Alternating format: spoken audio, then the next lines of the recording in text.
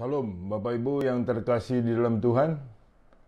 Apa kabar? Puji Tuhan, kita berjumpa lagi. Salam sejahtera, salam sukacita. Bapak Ibu yang terkasih di dalam Tuhan, kita percaya hanya firman Tuhan sajalah yang merupakan sumber kekuatan kita. Adapun tema saya pada hari ini, tema khotbah ini adalah Tuhan bukanlah pribadi yang sewenang-wenang. Tuhan bukanlah pribadi yang sewenang-wenang. Sebelum lebih mendalam saya berkhotbah, kita berdoa terlebih dahulu. Terpujilah namamu Allah Bapa yang kekal, yang kami sembah di dalam nama Tuhan Yesus, yang setia, yang luar biasa. Kami mengucap syukur Tuhan, jikalau hari ini kembali mendapatkan firman-Mu, ditegur, diajar dengan kehendak-Mu, untuk hidup kami selalu menyenangkan hati-Mu dan seturut rencana-Mu. Berkati pemberitaan firman-Mu ini ya Tuhan, hamba percaya dan yakin firman-Mu tidak pernah kembali dengan sia-sia. Berkati jemaat-Mu dimanapun mereka berada yang dapat mendengar firman-Mu ini, yang bisa untuk menyaksikan pemberitaan firman-Mu ini dimanapun mereka. Tuhan jamah, Tuhan berkati. Terima kasih Bapa, di dalam nama Tuhan Yesus kami sudah berdoa dan mengucap syukur. Haleluya, amin. Puji Tuhan, Bapak Ibu, tema kita hari ini adalah Tuhan bukanlah pribadi yang sewenang-wenang. Tuhan bukanlah pribadi yang sewenang-wenang. Jika Bapak Ibu berpikiran ada satu nilai keberadaan di dalam masalahmu, persoalanmu, problemmu, sakit penyakitmu itu oleh karena Tuhan tidak peduli, Tuhan itu seakan berdiam diri, dan bahkan ada pikiran yang jahat yang mengkondisikan Tuhan itu tidak bertanggung jawab, itu adalah pemikiran yang sangat salah. Pemikiran dari iblis yang untuk Bapak Ibu dijauhkan daripada nilai kesetiaan Tuhan. Saudaraku yang terkasih di dalam Tuhan, seberat apapun penderitaanmu, kondisimu, problemmu dan persoalanmu, apalagi sakit penyakitmu, itu bukan kesewenang-wenangan pribadi Tuhan. Saudara perlu tahu, tidak ada sesuatu yang terjadi atas diri kita tanpa seizin Dia. Jikalau kita percaya akan pemeliharaan dan kesetiaannya, enggak ada pemikiran yang jahat semacam itu. Percayalah Bapak Ibu bahwa pribadi Allah adalah pribadi yang sangat amat baik, yang sangat amat luar biasa. Sehingga saudaraku, apapun yang terjadi, satu titik kita akan mampu untuk berserah. Bukan menyerah, tapi berserah.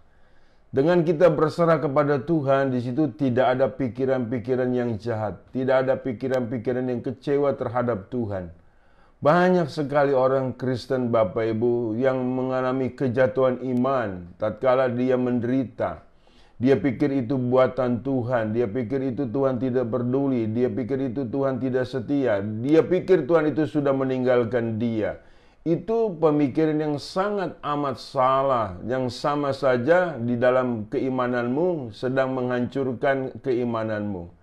Bapak Ibu perlu Anda tahu, ada 4 hal yang saya beritahu di tempat ini, di hari ini, supaya mengkondisikan Bapak Ibu tidak lagi berpikiran Tuhan itu adalah pribadi yang sewenang-wenang.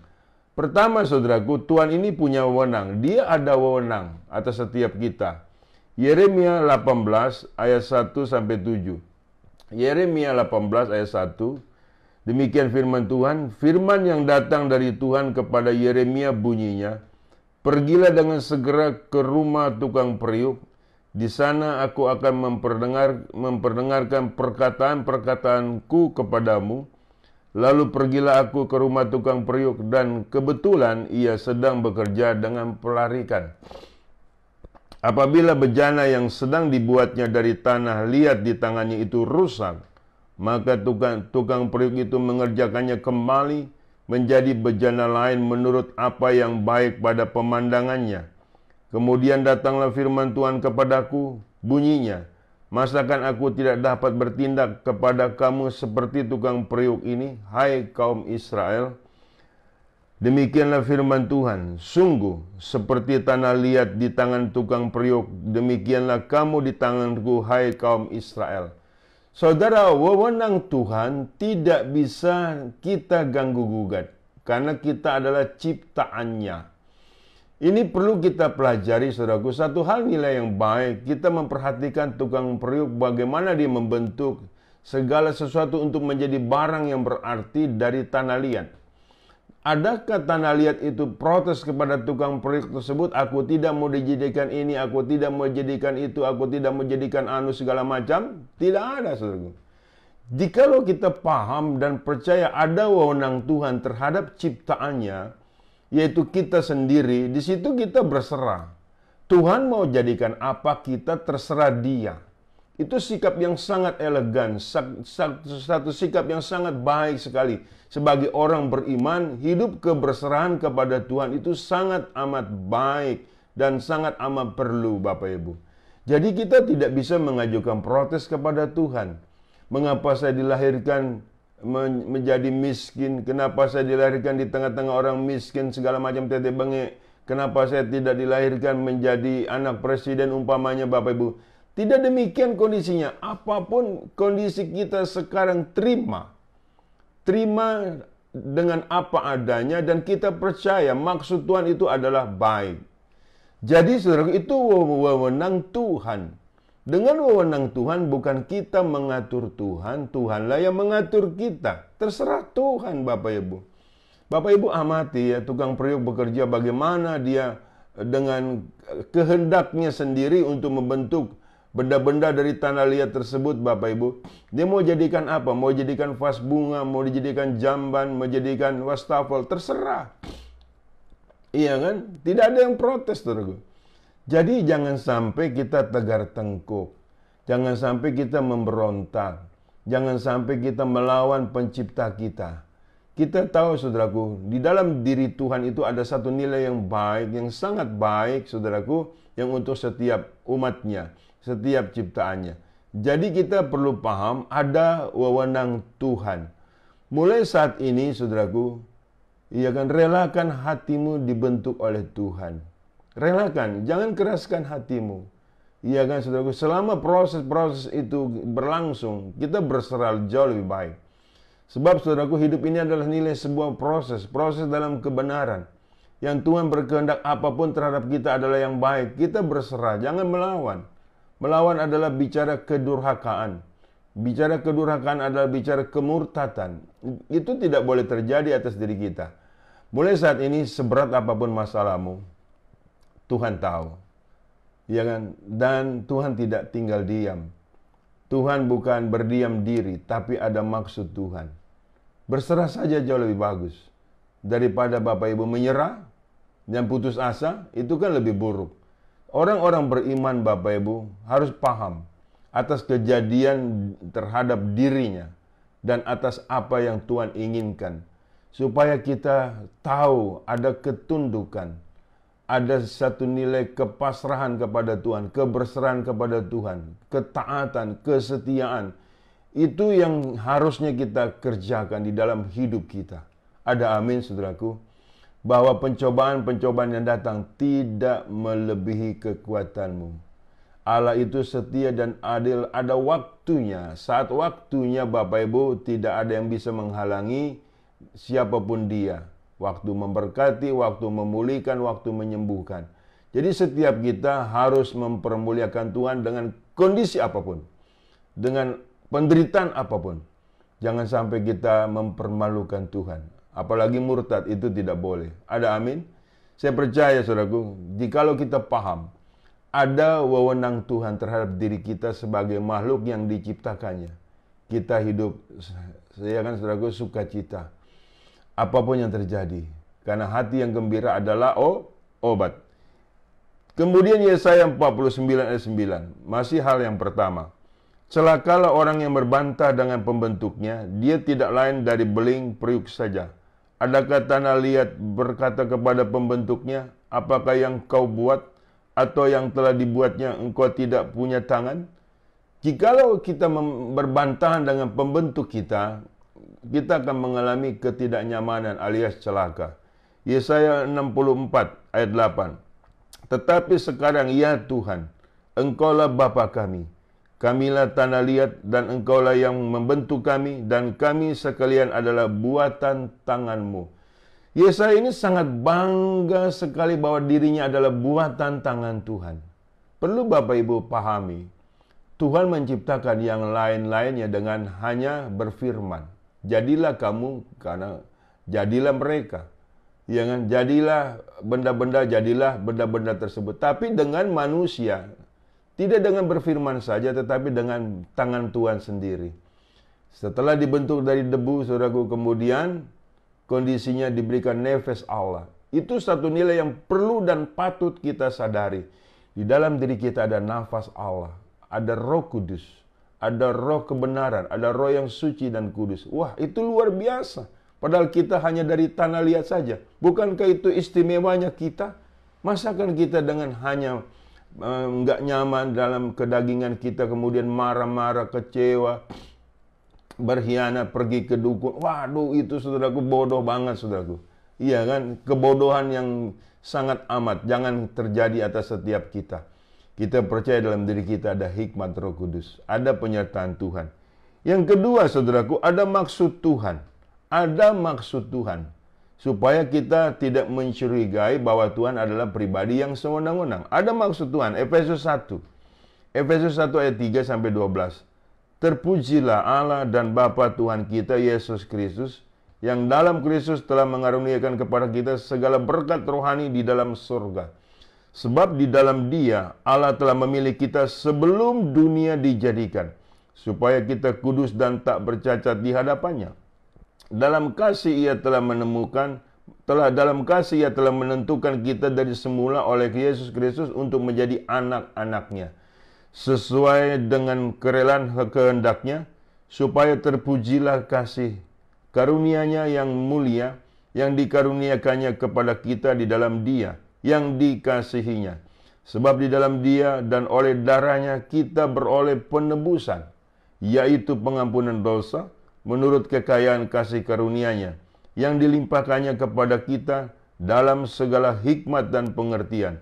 Sebab Ia telah menyatakan rahasia kehendak-Nya kepada kita, sesuai dengan rencana kerelaannya, yaitu rencana kerelaan yang dari semula telah ditetapkannya di dalam Kristus, sebagai persiapan kegenapan waktu untuk mempersatukan di dalam Kristus sebagai kepala segala sesuatu, baik yang di sorga maupun yang di bumi. Aku katakan, di dalam Kristus, karena di dalam Dialah kami mendapat bagian yang dijanjikan kami, yang dari semula ditentukan untuk menerima bagian itu sesuai dengan maksud Allah, yang di dalam segala sesuatu bekerja menurut keputusan kehendak-Nya, supaya kami yang sebelumnya telah menaruh keharapan pada Kristus boleh menjadi puji-pujian bagi kemuliaan-Nya. Saya ulang ayat 3, Bapak Ibu. Terpujilah Allah dan Bapa Tuhan kita Yesus Kristus, yang dalam Kristus telah mengaruniakan kepada kita segala berkat rohani di dalam surga. Sebab di dalam Dia Allah telah memilih kita sebelum dunia dijadikan, supaya kita kudus dan tak bercacat di hadapannya. Adakah Tuhan menciptakan kita merusak kita? Adakah Tuhan menciptakan kita mengabaikan kita? Tidak demikian. Dari semula kita diciptakan baik adanya untuk mempermuliakan Tuhan. Jadi ini pribadi Allah yang untuk menjadikan kita. Janganlah kita berpikir macam-macam, Bapak Ibu, mengikuti orang-orang dunia. Iya kan? Enggak boleh seperti itu. Maksud Allah menciptakan kita sebelum dunia dijadikan, sudah dirancangkan nilai-nilai yang sangat baik, yang sangat indah, yang sangat luar biasa. Tujuannya apa? Tujuannya untuk memuji Dia, untuk mempermuliakan Dia. Luar biasa, untuk memasukkan namanya. Puji Tuhan, Bapak Ibu. Jadi, pribadi Allah adalah bukan pribadi yang sewenang-wenang. Jadi, perhatikan, saya di dunia ini, Bapak Ibu, bukannya itu kejadian beradanya dalam kebetulan atau faktor eksiden. Misalnya Tuhan mau menciptakan monyet, jadilah diri saya. Oh, tidak demikian. Kita diciptakan Tuhan, ada maksud Allah yang menyertai kita, yang harus kita paham sampai selama-lamanya. Ada amin, Bapak Ibu. Kita harus memahami itu. Siapapun Anda dan saya, yang tidak peduli miskin dan kaya, Maksud Allah adalah baik menciptakan manusia itu segambar serupa dengan Tuhan. Haleluya. Jadi niat baik Tuhan, maksud baik Tuhan. Janganlah kita curigai Bapak Ibu. Iya kan, sekalipun kita ada ketidaknyamanan dalam hidup ini. Saudaraku, perlu Anda tahu, tidak ada manusia yang tidak menderita di dalam dunia ini. Oleh karena dosa-dosa manusia juga pada awalnya. Nah, untuk itu kita sudah dalam keselamatan, sudah di dalam pemulihan. Iya kan? Kita kondisinya tinggal setia saja. Apapun yang terjadi. Amin, saudaraku. Jangan mencurigai Tuhan. Jangan berpikiran macam-macam. Buanglah jauh-jauh pikiran-pikiranmu yang jahat, yang licik, yang najis. Itu adalah kehendak iblis. Perlu Bapak Ibu paham supaya kita tidak dalam pikiran-pikiran yang jahat. Pikirkanlah perkara-perkara yang di atas.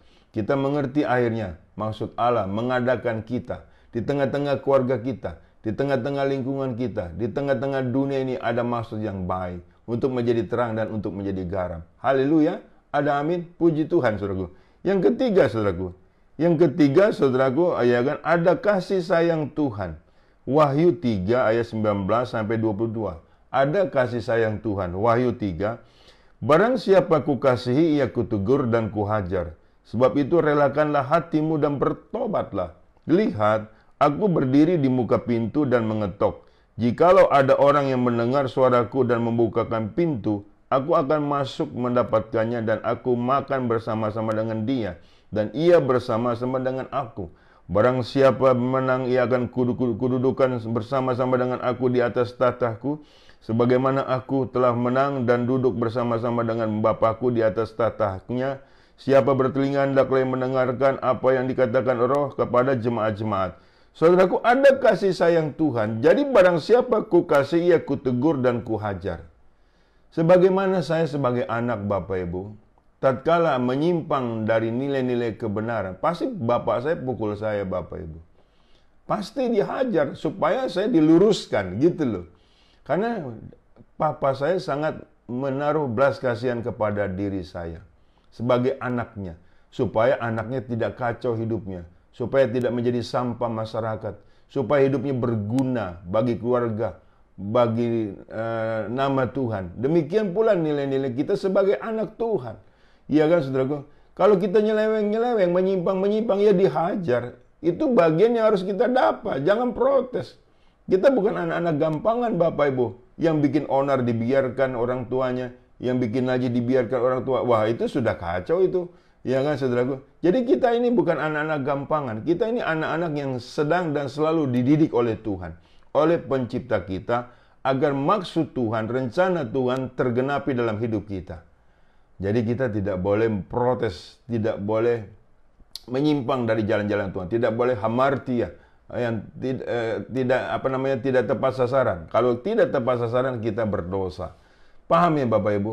Janganlah kita tegar tengkuk Bapak Ibu. Ada maksud Tuhan dalam setiap kejadian yang kita alami. Ada teguran Tuhan supaya kita bertobat. Dengan hidup bertobat, kita kembali dekat kepada Tuhan dan selalu mempermuliakan Tuhan. Dan berbalik arah, metanoia, yang tadinya kesukaan kita berbuat dosa, sekarang kesukaan kita adalah firman Allah yang hidup, yang berkuasa atas hidup kita. Bersedialah dirimu dikuasai oleh kehendak Tuhan, supaya hidupmu adalah hidup untuk Tuhan. Ada amin? Itu maksud Allah. Ada kasih sayang Tuhan Bapak Ibu di dalam diri kita. Tuhan itu sangat mengasihi kita, karena begitu besar kasih Allah akan dunia ini, sehingga ia mengaruniakan anak yang tunggal, dan barang siapa yang percaya kepada tidak binasa melainkan beroleh hidup kekal. Itu kita ini sangat disayang Tuhan loh Bapak Ibu. Masakan kasih sayang Tuhan kita tidak anggap? Masakan kasih sayang Tuhan kita tidak peduli? Tidak boleh kita seperti itu ya Bapak Ibu, harus peduli. Katakan kepada dirimu, saya disayang Tuhan. Ada amin? Jangan engkau membenci Tuhan. Kalau engkau membenci Tuhan, nanti membenci dirimu, akhirnya putus asa. Itu yang dikehendaki si jahat Bapak Ibu. Perlu kita pahami dalam hal ini sebagai orang-orang Kristen yang sudah dewasa. Jangan dewasakan kerohanianmu dengan hal-hal yang benar, bukan hal-hal yang tidak benar. Berjalanlah menurut pimpinan bimbingan Roh Kudus, bukan menurut kedaginganmu, supaya hidupmu selamat sampai tujuan dan kekal selama-lamanya. Ada amin? Yang keempat, Bapak Ibu. Yang keempat, yang terakhir, ada pengorbanan Tuhan.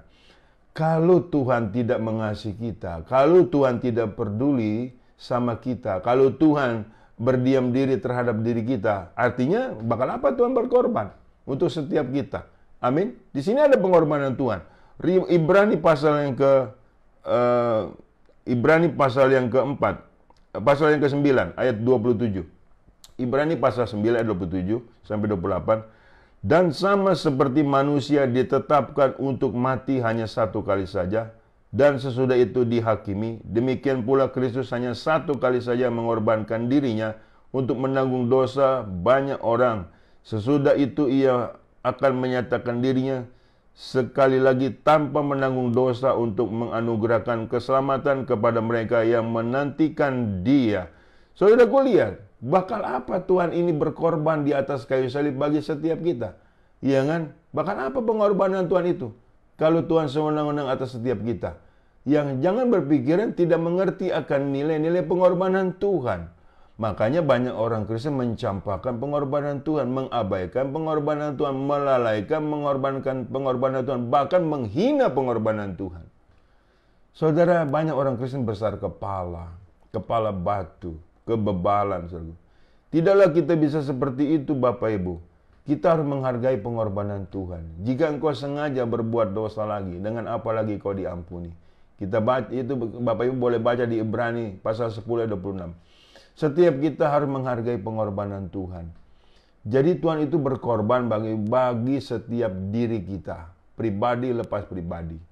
Jadi tidak ada, saudaraku, yang mana seharusnya kita tidak boleh berpikir bahwa Tuhan itu sewenang-wenang, bahwa pribadi Tuhan itu sewenang-wenang, mau seenaknya saja. Oh, tidak begitu, itu pikiran jahat, Bapak Ibu.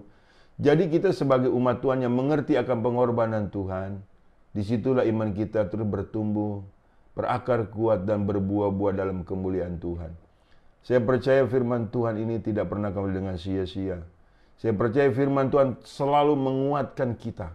Karena firman Tuhan adalah pelita bagi kaki kita dan terang bagi jalan kita. Ada amin? Saya berdoa untuk Bapak Ibu sekalian. Terpujilah namamu, Bapa yang kekal, di dalam nama Yesus, Allah yang setia. Allah yang menciptakan kami dengan segala maksud yang sangat amat baik dan mulia. Agar kami mempermuliakan Tuhan di dalam segenap hidup kami dan seluruh hidup kami dari sepanjang masa, dari kekal kepada nilai kekekalan. Biarlah firman-Mu ini Tuhan dimengerti oleh jemaat-Mu yang mendengar pemberitaan ini. Agar mereka tidak memiliki keberadaan nilai-nilai yang jahat. Agar mereka mampu membuang nilai-nilai yang jahat, yang najis dan yang licik. Dalam nama Yesus, berkati seluruh jemaat-Mu dimanapun mereka berada. Dan nama Tuhan mereka permuliakan kemanapun mereka melangkah dan hidup. Terima kasih Bapa. Di dalam nama Tuhan Yesus aku sudah berdoa dan baca syukur. Haleluya. Amin.